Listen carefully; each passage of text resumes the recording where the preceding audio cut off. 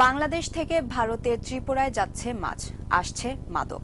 ব্রাহ্মণবাড়িয়ার সীমান্ত গলিয়ে প্রতিদিনই চোরাই পথে ইলিশ সহ বিভিন্ন জাতের মাছ ভারতে যাচ্ছে।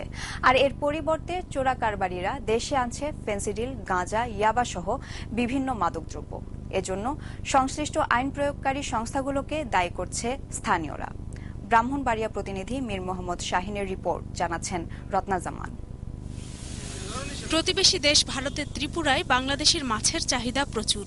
ব্রাহ্মণবাড়িয়ার বিজয়নগর, আখাউড়া ও কসবা সীমান্ত দিয়ে দিনে রাতে অবৈধভাবে পাচার হচ্ছে ইলিশ সহ বিপুল পরিমাণ বিভিন্ন প্রজাতির মাছ। আর মাছ পাচারের অর্থ দিয়ে ভারত থেকে বাংলাদেশে ফেন্সিডিল, ইয়াবা সহ বিভিন্ন মাদক আনা হচ্ছে বলে অভিযোগ স্থানীয়দের। চোরা কারবারি বা এইসব পণ্য ভারতের বাজারে দিয়ে তার বিনিময়ে তারা মাদক দ্রব্য আমদানি করে থাকে। একটু কঠোর হলে দেখা যাবে যে এই দিকটা কোনো মাদক আসবে না এবং চোরাইভাবে কোনো মাছ যাবে না।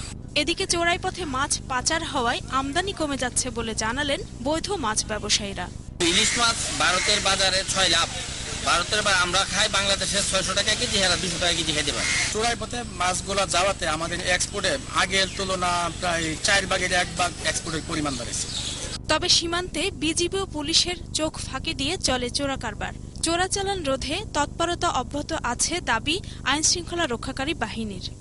অবৈধভাবে যে সমস্ত পাচার হয় এগুলোর ব্যাপারে সবসময় বিজিবি তৎপর থাকে এবং তারা যখনই এই ধরনের তথ্য, সুনির্দিষ্ট তথ্য আমাদের কাছে আসে আমরা অপারেশন পরিচালনা করি এবং আমরা এদেরকে ধরার চেষ্টা করি। আমরা ধরছি। যুব সমাজকে নেশার হাত থেকে বাঁচাতে চোরা কারবার প্রতিরোধে কার্যকর পদক্ষেপ নেওয়া জরুরি বলে মনে করেন এলাকাবাসী। ডেস্ক রিপোর্ট, 21শে টেলিভিশন।